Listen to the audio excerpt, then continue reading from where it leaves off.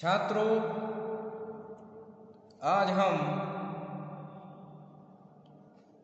बैद्यनाथ मिश्र नागार्जुन, जो कि यात्री और बाबा के नाम से भी जाने जाते हैं, उनकी प्रसिद्ध रचना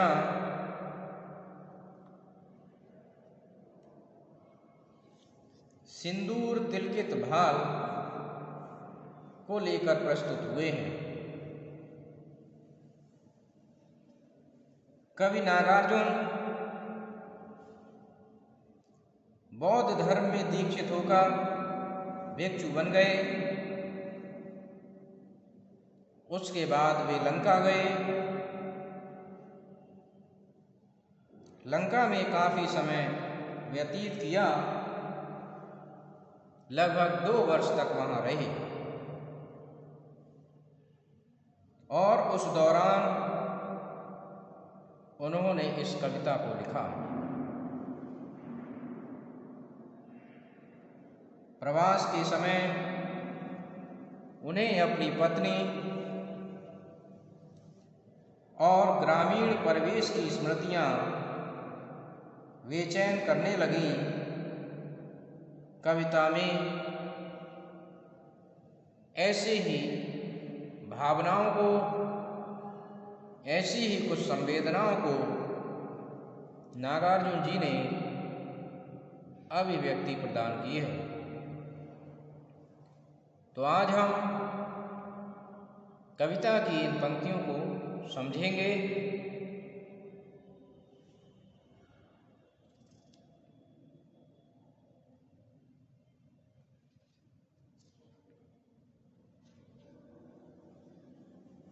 कि घोर निर्जन में परिस्थिति में दिया है डाल, घोर निर्जन में परिस्थिति ने दिया है डाल, याद आता है तुम्हारा सिंदूर तिलकित भाल। कौन है वह व्यक्ति जिसको नहीं पड़ता दूसरे से काज, और चाहिए किसको नहीं सहयोग, और चाहिए किसको नहीं सहवास।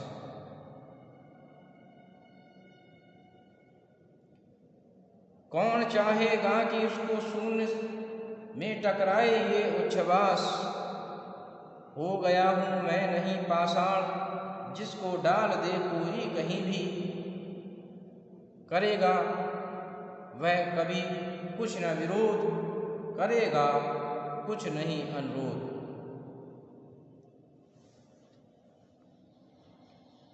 वेदना ही नहीं उसके पास, फिर उठेगा कहाँ से निश्वास। मैं न साधारण सचेतन जंतु, यहाँ हाँ ना किंतु और परंतु। यहाँ हर्ष विषाद चिंता क्रोध, यहाँ है सुख दुख का अवबोध। यहाँ है प्रत्यक्ष और अनुमान, यहाँ स्मृति विस्मृति के सभी के स्थान। तभी तो तुम याद आती प्राण, हो गया हूं मैं नहीं पाषाण।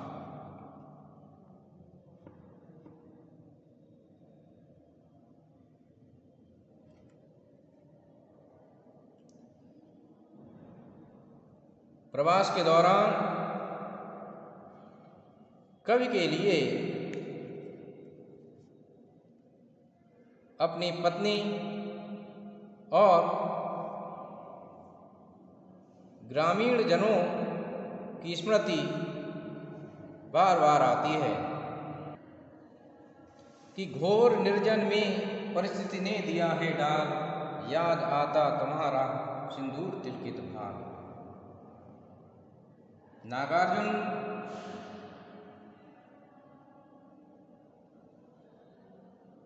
अपनी पत्नी के लिए याद करते हुए कहते हैं कि घोर निर्जन में अर्थात एकांत में परिस्थिति ने मुझे डाल दिया है और बार बार रह रहकर तुम्हारा सिंदूर से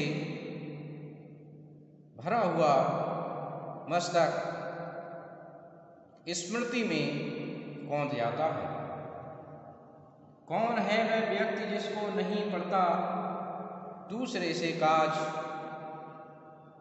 इस संसार में कौन ऐसा व्यक्ति है जो पूर्णतया आत्मनिर्भर है, किसी दूसरे की आवश्यकता उसे नहीं पड़ती है? अर्थात हम सभी को कहीं ना कहीं एक दूसरे से संबंधित होते हैं और एक दूसरे की आवश्यकता रहती है। चाहिए किसको नहीं सहयोग, चाहिए किसको नहीं सहवास। अर्थात वह कौन व्यक्ति है जिसके लिए ना सहयोग की आवश्यकता है और ना ही सहवास की आवश्यकता है। अर्थात हर व्यक्ति यह चाहता है कि उसका सहयोग और सहवास संभव हो। वह अपने आत्मीय, अपने प्रिय के पास समय व्यतीत करना चाहता है।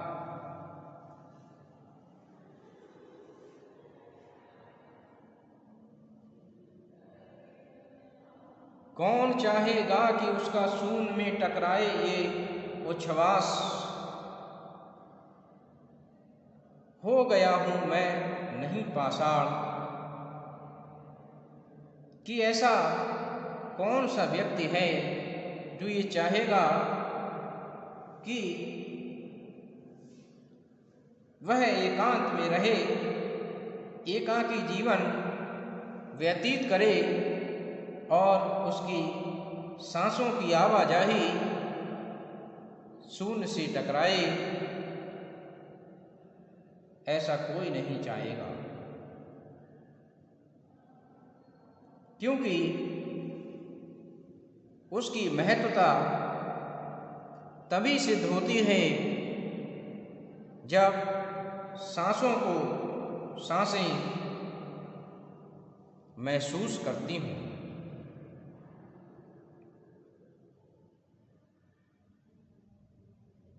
उसकी संवेदनाओं को अनुभव करती हूँ।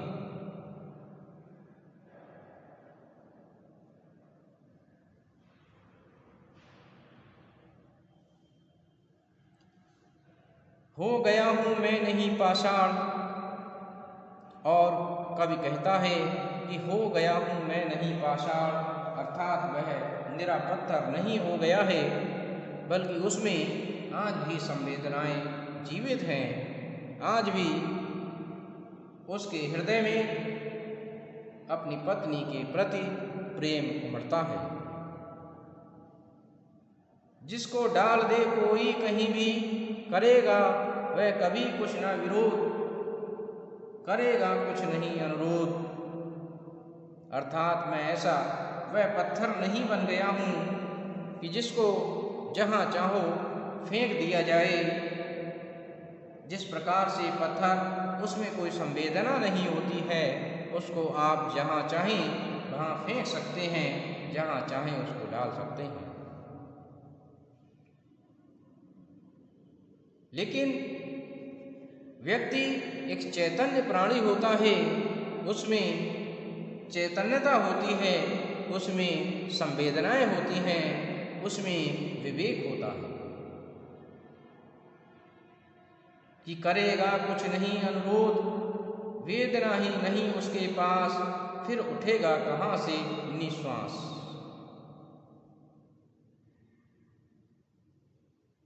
कि पत्थर में कोई वेदना नहीं होती, कोई संवेदना नहीं होती, वह निर्जीव होता है,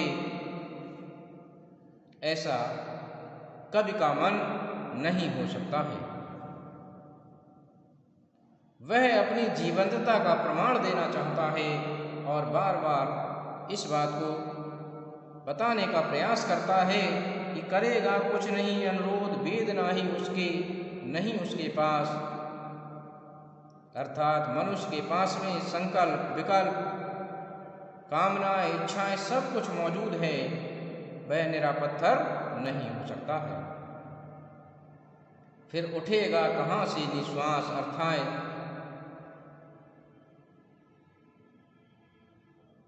वह पाषाण नहीं, उसका हृदय कि फिर उठेगा कहाँ से निश्वास, अर्थात उसके हृदय में उषासें कहाँ से उठेंगी, अर्थात वह पत्थर नहीं है जैसा कि पत्थर होता है। मैं न साधारण सचेतन जंतु, मैं न साधारण सचेतन जंतु, यहाँ हाँ ना किंतु और परंतु। कवि कहता है कि न साधारण सचेतन प्राणी हूँ, मैं इतना साधारण भी नहीं हूँ मगर सचेतन प्राणी हूँ, यहाँ हाँ ना किंतु और परंतु, अर्थात अनेक प्रश्न उसके मस्तिष्क में उठते हैं, विचार उठते हैं, यहाँ हाँ ना किंतु और परंतु हैं।